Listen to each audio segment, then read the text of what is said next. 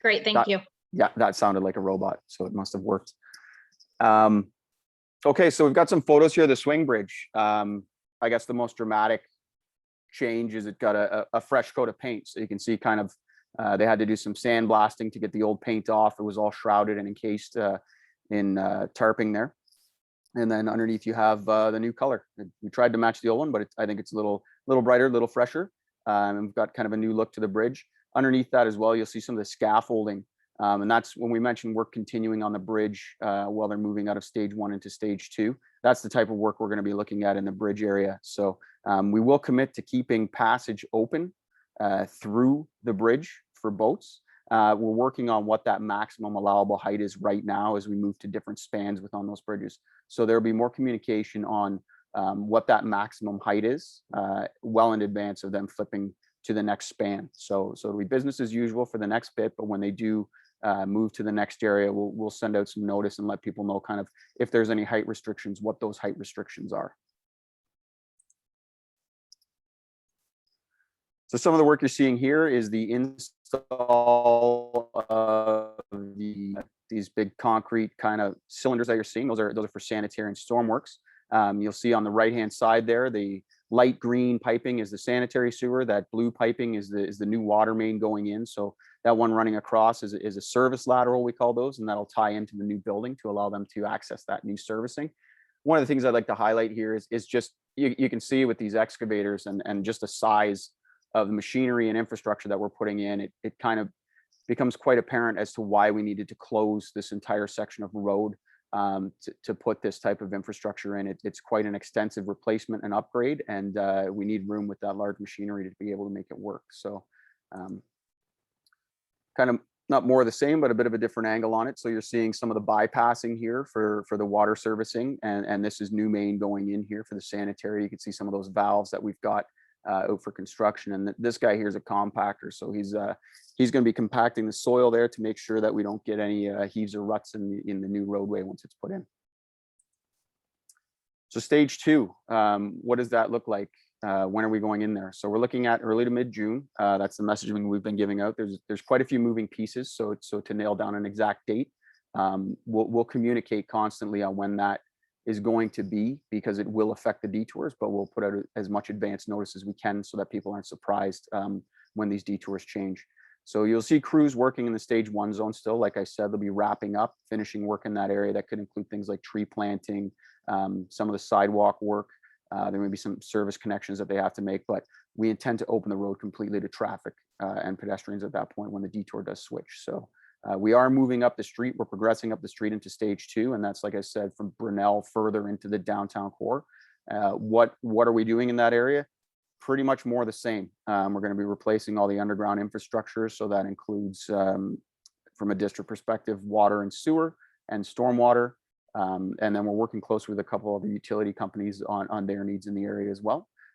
You'll see some King Street streetscaping, so we're going to take the opportunity to go down that road as we're in that area, and you'll see a new ramp outside of Town Hall. So these have all been rolled into this project, and they are going to happen during this stage. So like it says there in bold, and like we did in stage 1, pedestrian access will remain open and accessible to all businesses in all stages throughout the project. We've been trying that right into our contract. So stage 2 road closures. Oh, yeah. Big swipe graphic there. That's nice. So you can see here we've got the road closure on the left. That's a passive construction zone. So what that is that sidewalks will be as they are now. So completely open. We're going to be in between the curb lines for this section. And what that does is it allows the contractor to lay down their material in order to work in this area here that says pedestrian access open. What that is a full closure. You're going to see the fencing. They're going to be removing the sidewalk in that area, and that lets us put those servicing in, the service laterals in, as well as the new sidewalk. So it will remain open to pedestrian access, but it'll be similar to what you saw in stage 1 with the gravel, and it's full construction in that area. We call that the active construction zone. You can see here King Street as well as the Town Hall ramp are included in that, and then River Street will remain closed where it is now, and the reason for that is it allows them access to the bridge for the remaining works, as well as may allow them to get into some additional material storage for their construction staging. One thing I'd like to highlight in this is you'll see these big green peas around here, those with the 3 hours there. Those are essentially designated parking areas. We've done a really good job. Well, the comms team and the Huntsville portion of this team has done a really good job in identifying additional parking areas. Those are all available at Huntsville.ca/Diggin Downtown. You can get a link there, and they've got a really cool interactive map that'll show you where you can park and how you can get to these businesses. So the detour for this section, unfortunately, when we zoom out, it gets a little not quite enough detail to see it. We will be posting that out in advance of the detour being in place, so everybody will see a map, know exactly where they're going. Essentially, it's going to be down Center Street here on the left, out to Veterans Way, and then across to Brunel. You can make a left on Brunel, come down to this intersection here. This will be a 3-way stop as they close this stage out and the light standards get installed. So this will be essentially a 3-way stop until those are put in place. You can make a right, go back across the bridge, and then you'll see another 3-way stop here. And the reason for that is we want to get pedestrian crossing availability here. So we stop control that intersection as well. Okay, so now I think I jumped ahead a slide there. So now I'll turn to Rachel, and she's going to talk about how we can continue to support our downtown businesses. Okay, thanks, Mark. Hi, everyone. I'm Rachel Hunt. I am a volunteer on the BIA board, and I just wanted to give you a little snapshot. I apologize about my dog, of what we've been doing in the downtown. So the BIA is the conduit of information pertaining to the project and how it affects each business. The BIA has been involved in this process since the very beginning, and we are working with all the stakeholders to ensure the necessary support and communication is delivered in an effective and positive manner. So we've really had to change a lot of the ways we normally do things as a BIA, where our focus was always on events, and because of the pandemic, we've had to pivot. My animals, I'm so sorry, my cat's gonna knock over my computer. Okay, sorry. Where was I? Okay, so digital Main Street program. So currently that's wrapping up probably in about 2 more weeks.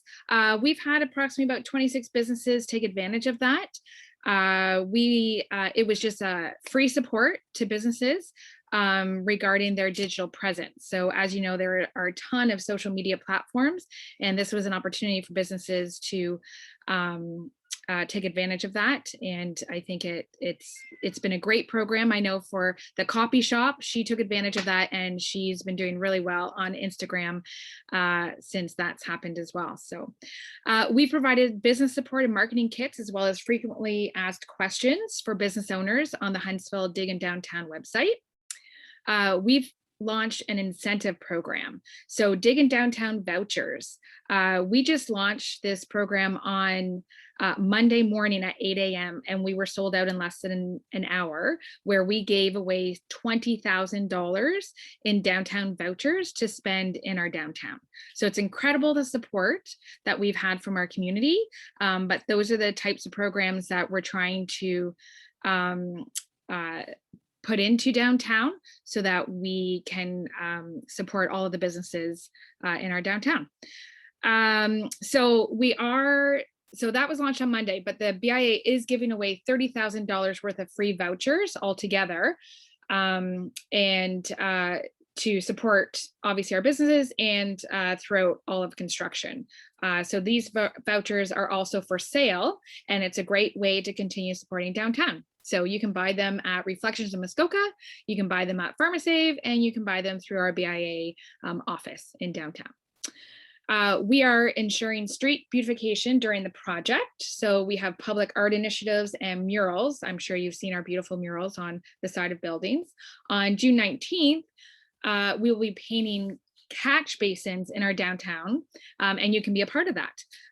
It's as a paintable time capsule that will be going in the streets of downtown for years to come. So that'll be really neat when those get dug up finally. We're also working on an engaging mural to highlight the project's progress throughout the year. The Taste of Huntsville Diggin Downtown dining experience, that campaign had just ended. Now, had we not have the restrictions during the pandemic, this program, I think, would have been a much bigger success, and hopefully we can bring it back again. But it was a way for the community to order takeout at our businesses, and they all offered something a little bit different on the menu.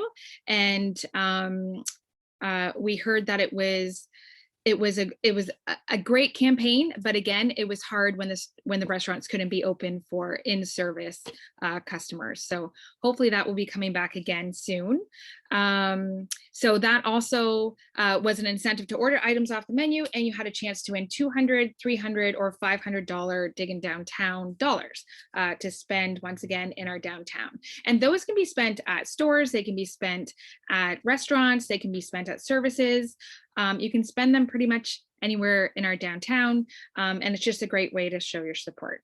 So all year long, Diggin Downtown photo contest. So this is where you can come downtown, snap a photo, pretty cool photo of our downtown, of something downtown, and you can submit it for your chance to also win $50 of Diggin Downtown vouchers.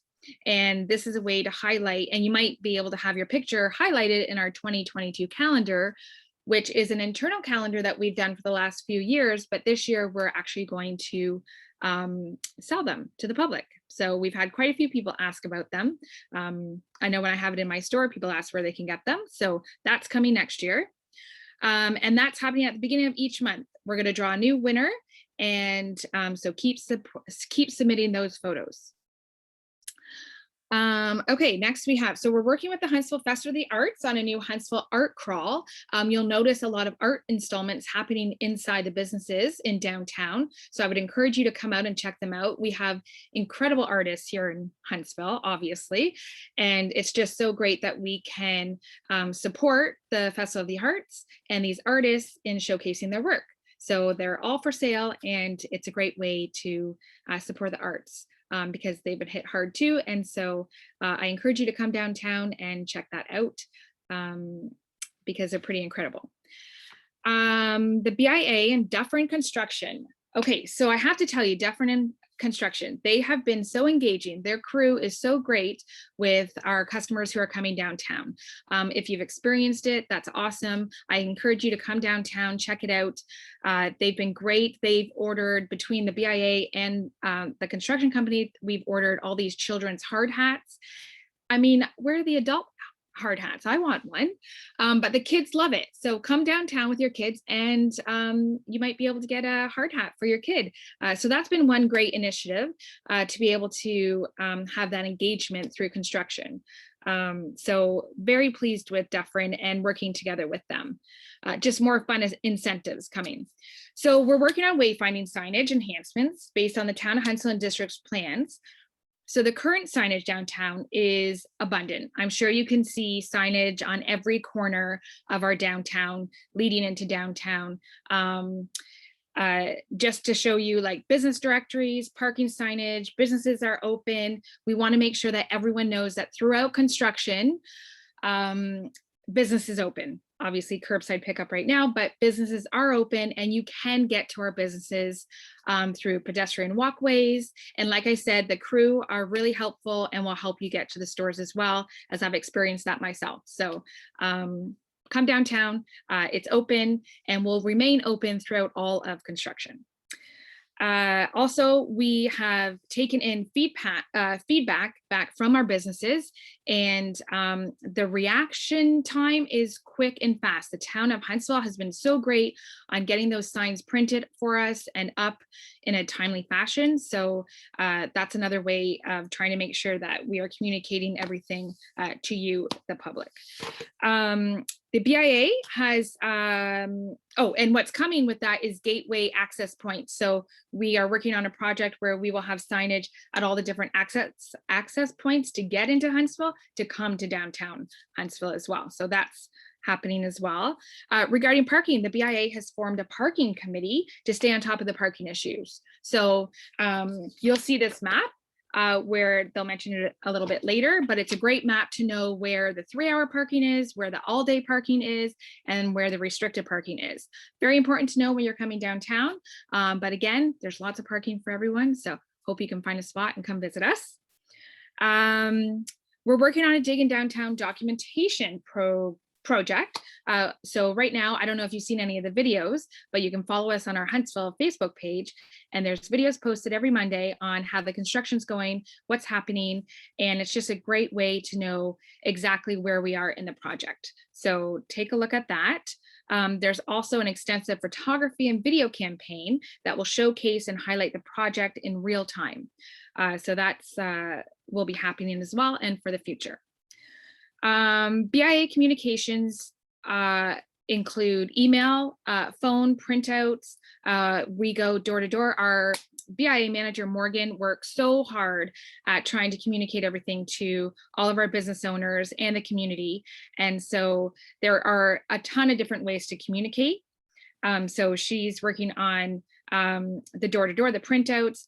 Businesses, if you're a business, we encourage you to join our BIA private Facebook page for businesses. It's a great way to stay in the loop as well. I know there's a lot of outlets on where to find information, but right there is a good place to start. And it's proven to be a strong communication tool for us.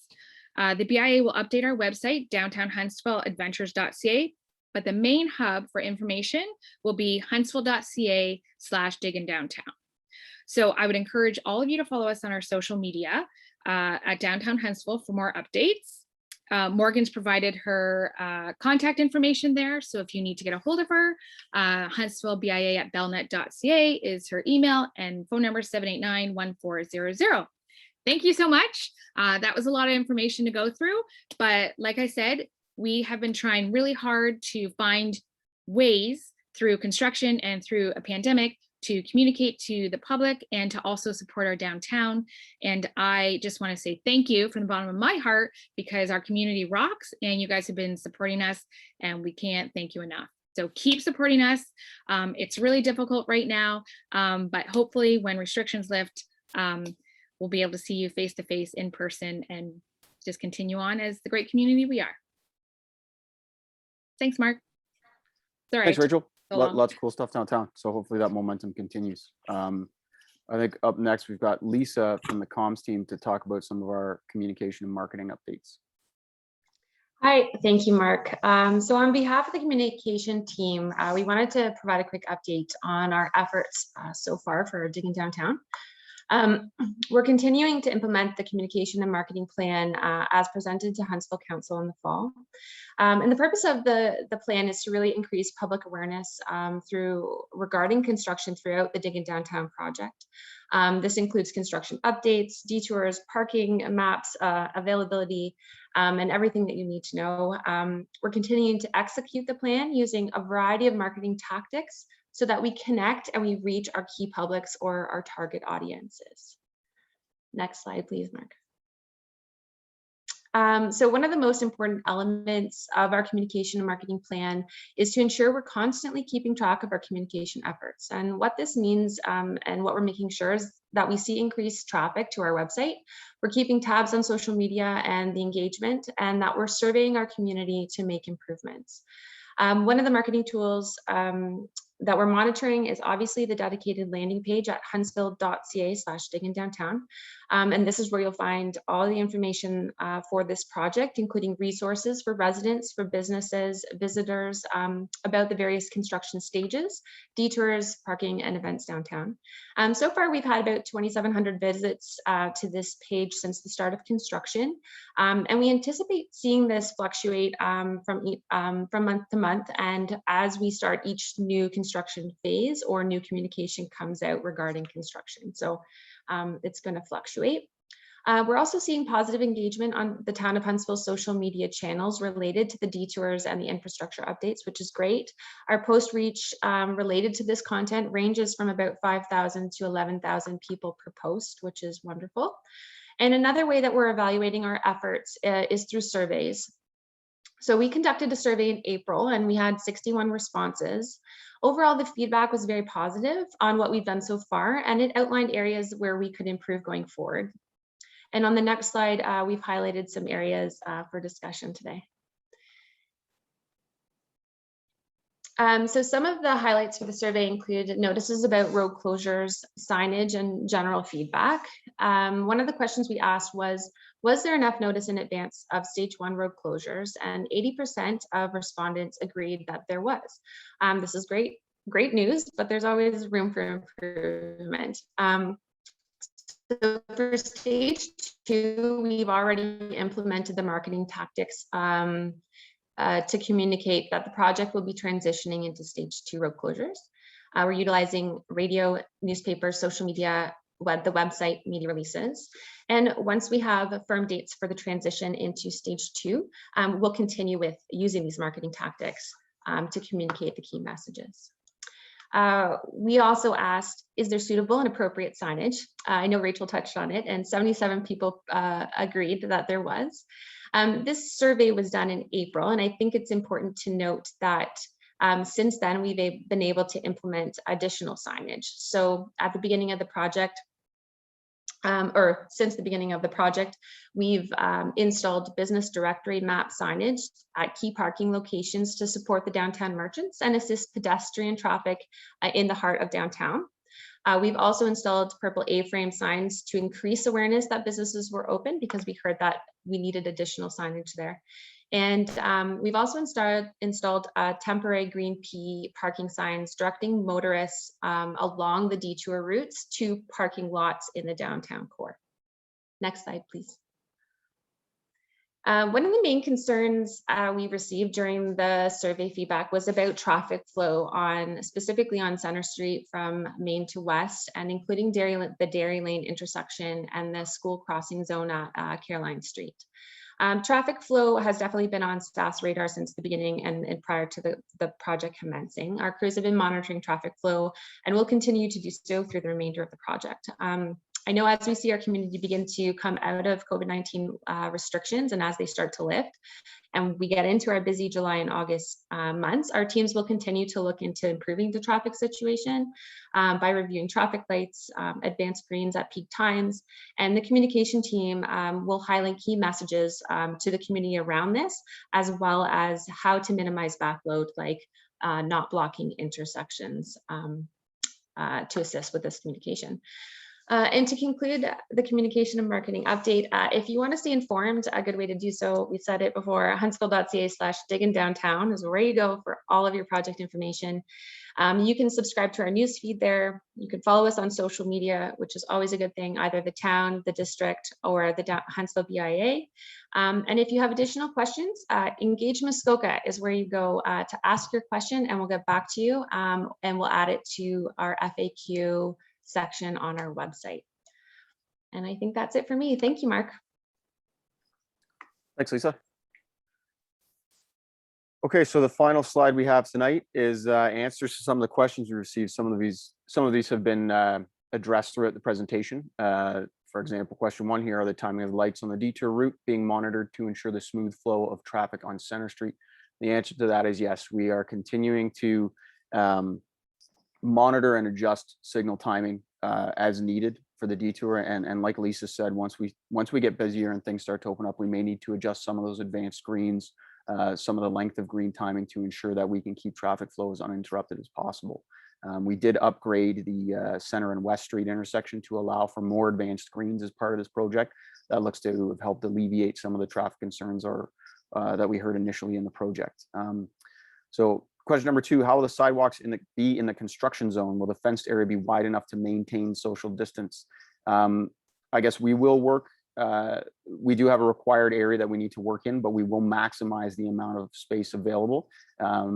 Site visits that I've conducted myself have indicated that, social distancing is achievable with the current width that we have. It can be a challenge at times, depending on how busy it is, but there is enough room in there, and we look to maximize that space to the extent possible to let people go through those pedestrian areas. Question 3, when will the bridge and Brunel corner be open? We mentioned earlier in the presentation that we're looking at early to mid-June. That could be as early as late next week, I'll say. You'll see asphalt start going down on the section of stage 1 that's being completed, and that'll be a big indicator that we're going to start opening that up to traffic soon. So we're trying to get it open as soon as possible. Like I said earlier, there's a lot of moving pieces going on with this. We have to make sure everybody's connected and connected properly, that the work is in and satisfactory to design and engineering standards. but we are targeting that for late next week to have that at least notification being sent out. Hopefully mid next week that the detour will be flipped on a certain day. So stay tuned for that. And what is the estimate time for completion of phase 2? A second part of that question. Like I said earlier, it's looking towards end of July. Once again, a lot of old businesses with old connections that, once we start daylighting these or exposing them, we can reassess. We may need to change things, but right now we're pretty optimistic and positive that we can maintain that schedule completion towards the end of July for stage 2. Question 4, will boat traffic continue to be permitted under the bridge? The answer to that is yes. And as I mentioned earlier, we'll work on getting any height restrictions for potential boats with high canopies or something like that may have to drop their canopy to get under the bridge.